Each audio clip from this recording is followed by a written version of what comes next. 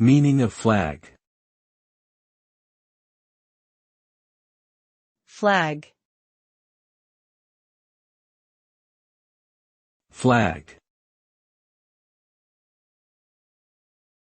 Flag. Flag. The word flag can have multiple meanings depending on the context it is used in. Generally, it refers to a piece of cloth or material used as a symbol to represent a group, nation, or cause.